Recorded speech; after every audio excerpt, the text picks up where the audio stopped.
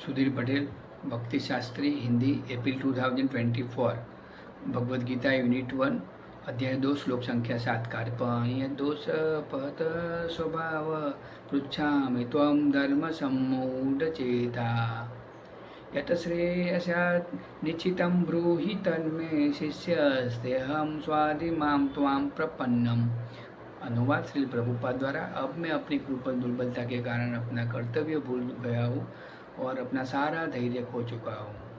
ऐसी अवस्था में कृपा करके मेरे लिए जो श्रेयकर है वो आप मुझे निश्चित रूप से बताया। अब मैं आपका शिष्य हूँ और आपका शरणागत हूँ, कृपा करके मुझे उपदेश दें। अध्याय 2, श्लोक संख्या 44। भोगेश्वरीय प्रसक्तानां तया भयतचेतसां व्यवसायात्मिका बुद्धि समाधो न विधीयते। अनुवाद श्री प्रभुपाद द्वारा।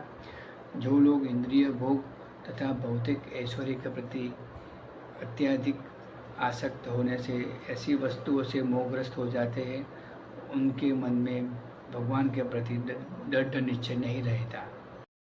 अध्याय 2, श्लोक संख्या 13। देहिनोऽस्मिन् यथि देहे कौमारं यौवनं जरा तथा देहांतर प्राप्ति देशतत्र न मोह्यति। अनुवाद श्री प्रभुपाद द्वारा। जिस प्रकार शरीरधारी आत्मा इस वर्तमान शरीर में बाल्यावस्था से तरुणावस्था में और फिर वृद्धावस्था में निरंतर अग्रसर रहता है, उसी प्रकार मृत्यु होने पर आत्मा दूसरी शरीर धारण कर लेता है। धीर व्यक्ति ऐसे परिवर्तन से मोह को प्राप्त नहीं होता है। अध्याय 2, श्लोक संख्या 20। न जायते म्रियते वा कदाचि न्यायं भूत्वा भविता वा न भूय अतो नित्य शाश्वतोऽयं पुराणो न हन्यते हन्यमाने शरीरे। अनुवाद श्री प्रभुपाद द्वारा। आत्मा के लिए किसी भी काल में न मृत्यु है जन्म है। वह न तो कभी जन्मा है, न जन्म लेता है और न जन्म लेगा। वह शाश्वत, नित्य, पुरातन तथा अजन्मा है। शरीर के मारे जाने पर भी वह मारा नहीं जाता। अध्याय 3, श्लोक संख्या 27। प्रकृते क्रियमाणानि गुणे कर्माणि सर्वशः अहंकार विमूढ़ात्मा कर्ता मिति मन्यते। अनुवाद श्री प्रभुपाद द्वारा।